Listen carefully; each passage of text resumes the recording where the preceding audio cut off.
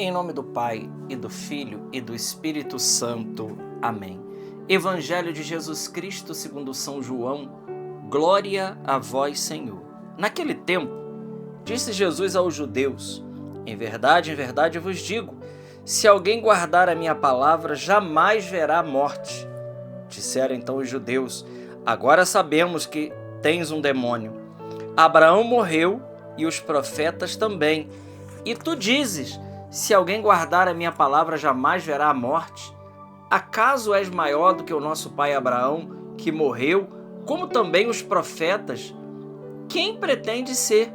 Jesus respondeu: se me glorifico a mim mesmo, minha glória não vale nada. Quem me glorifica é o meu Pai, aquele que vós dizeis ser o vosso Deus. No entanto, não conheceis, mas eu conheço. E se dissesse que não conheço, seria um mentiroso como vós. Mas eu conheço e guardo a sua palavra. Vosso pai Abraão exultou por ver o meu dia. Ele o viu e alegrou-se. Os judeus disseram-lhe então: nem sequer 50 anos tens, e viste Abraão? Jesus respondeu: em verdade vos digo, antes que Abraão existisse, eu sou. Então eles pegaram em pedras para apedrejar Jesus, mas ele escondeu-se e saiu do templo. Palavra da salvação. Glória a vós, Senhor. Meus irmãos, nós estamos aqui no dia 10 de abril, quinta-feira, Evangelho de São João, capítulo 8, versículos de 51 a 59. Que evangelho maravilhoso! Quantas coisas o Senhor quer nos falar hoje nesse evangelho.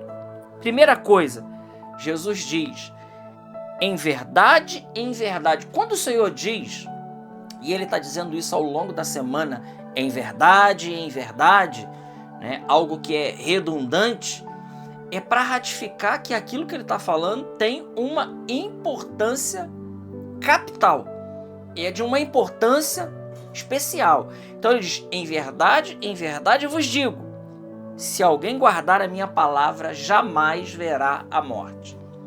Meus irmãos, o que o Senhor está falando para nós nessa palavra?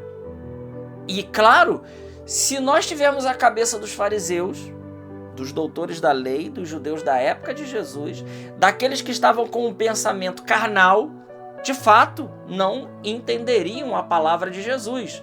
Jesus disse, e eles dizem: como pode ser Abraão, o nosso pai na fé, ele morreu, e também todos os profetas? Como você está dizendo que quem guardar a sua palavra jamais verá a morte? Meus irmãos, Jesus não estava falando da morte física. Jesus aqui está num nível muito elevado, ele colocou a régua lá em cima e o pessoal está com a réguinha lá embaixo. Não está compreendendo a palavra que o Senhor está dizendo. De que morte Jesus está falando? Jesus aqui é evidente, ele está falando da segunda morte.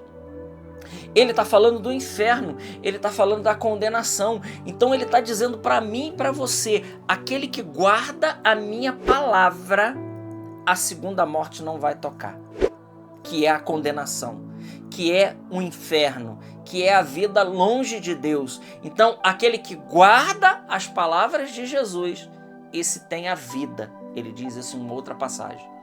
Então não guardar a palavra é ter a vida, é não experimentar a morte. É dessa morte que Jesus está falando. É a morte que ele disse numa outra passagem do Evangelho de São Mateus, dizendo que nós não temos que ter medo de nada, senão daquele que, depois de matar o nosso corpo, pode condenar a nossa alma ao inferno. Então Jesus ali estava falando do pecado. É evidente. Se ele diz: vocês não têm que ter medo de nada, a não ser daquele que, depois de matar o corpo, ele pode colocar a alma no inferno. Então Jesus está dizendo aquilo que é o mais importante.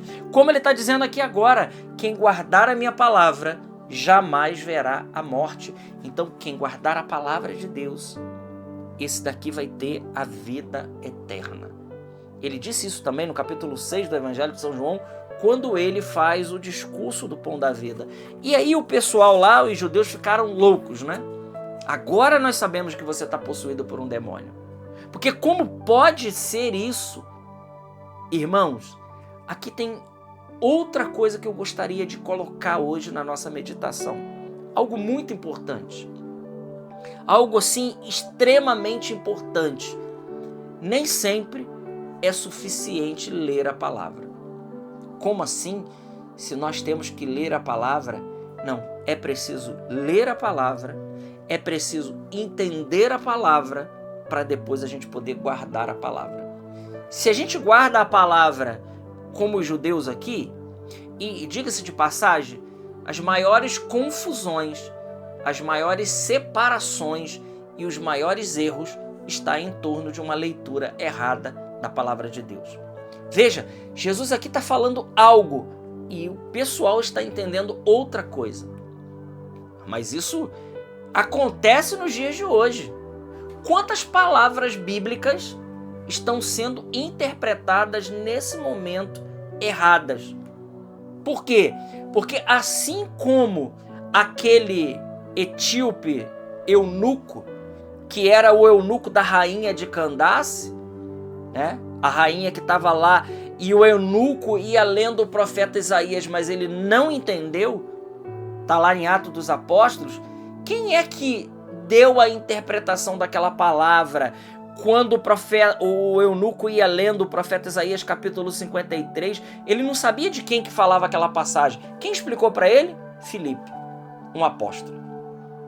Filipe explica para o eunuco a palavra que ele não estava entendendo. Todas as vezes que nós queremos dar uma interpretação da Bíblia, daquilo que a gente acha, não recorrendo à igreja que tem o ofício de interpretar autenticamente a Sagrada Escritura para nós, nós cometemos erros. Aqui tem um erro. Jesus está falando algo e os judeus não entendem o que o Senhor está falando. Não compreendem mesmo aquilo que Jesus está dizendo. Estão vendidos no assunto. Mas é assim. Quando nós lemos, por exemplo, a Sagrada Escritura falar dos irmãos de Jesus. E aí, está vendo? Jesus teve irmãos. Uma leitura que não foi compreendida. Né? Compreendida. Quando olhamos para, por exemplo, exemplos da Sagrada Escritura e dizem assim, não, por que vamos batizar uma criança? Porque Jesus se deixou batizar quando era adulto. Ora, é não entender qual é o batismo de Cristo e qual é o batismo de João.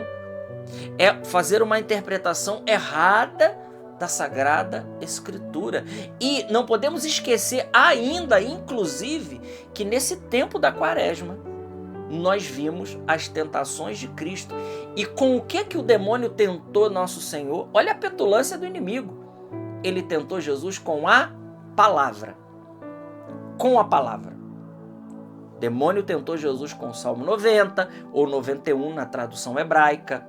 Jesus responde no livro do Deuteronômio. Então Jesus responde, está escrito, também está escrito, também está escrito. Né? Então, Jesus foi tentado com a palavra. Então, essa palavra, ela é extremamente importante, mas ela precisa de alguém que dê a interpretação verdadeira para nós. Os 144 mil, por exemplo, do livro do Apocalipse, tão mal interpretados, porque interpretaram segundo a cabeça de cada um deles, né? E se interpreta isso de maneira errada. Imagina se você viver numa igreja que só se salva 144 mil. Se o número de cristãos pelo mundo são milhões. Imagina isso. Seria uma incoerência. Então é evidente. E aqui tem algo maravilhoso, irmãos. A Sagrada Escritura. E quem nos ensina isso de maneira muito poderosa é Santo Tomás de Aquino. A Escritura ela tem um sentido literal, que é o mais importante. O mais importante é o sentido literal. Mas ela tem um sentido espiritual, que ainda pode ser dividido em 3 partes. Alegórico, moral e anagógico. Se nós entendemos isso, se nós lemos a Escritura nesse espírito, respeitando o sentido literal, e que o sentido literal ele nunca muda, sabendo que ela tem o sentido espiritual, né? A alegoria, a própria carta aos Gálatas fala da alegoria. Né? Aquilo que o texto diz, ele está querendo dizer outra coisa. Isso é alegoria. é a verdade teológica por trás de um acontecimento. Quando nós olhamos, por exemplo, para a saída do Egito, e nós não entendemos aí que o Egito significa o pecado, e que a travessia, o deserto é o mar dessa vida, e que a terra prometida, Canaã, é o céu, se a gente não entendeu isso, nós não entendemos a Sagrada Escritura. Nós ficamos só na letra. E São Paulo diz, cuidado, porque a letra mata, o que dá vida é o Espírito. Então Jesus está dizendo, o evangelista está nos explicando, a igreja está nos ensinando que a letra ela mata, é o Espírito que dá vida. Ou seja, nós precisamos entender a Escritura, respeitando as alegorias, o gênero literário, respeitando tudo isso. E é isso que os judeus aqui não entenderam. E é isso que nós estamos vendo hoje. Mas na Bíblia está escrito. Tá, mas você entendeu o que está escrito na Bíblia? O problema está aqui, irmãos. Então hoje esse evangelho quer dizer algo para nós. Primeiro, a humildade de saber que nós não temos a capacidade total de interpretar as Escrituras e que Jesus deixou isso confiado à sua igreja. Aqui só consegue entender isso o humilde. Somente o humilde. E que quem tem a faculdade de interpretar autenticamente a Escritura sem erro é a igreja. Se eu entendo isso, é claro, eu posso tirar toda a hermenêutica bíblica para mim, né, que é o sentido espiritual da leitura. E é assim, né? Por exemplo, aquela mesma leitura que você leu várias vezes, cada dia ela te fala algo diferente. Isso é chamado de hermenêutica e é maravilhoso. E nós podemos usar isso, porque essa palavra está dizendo para mim hoje, mas respeitando o sentido literal.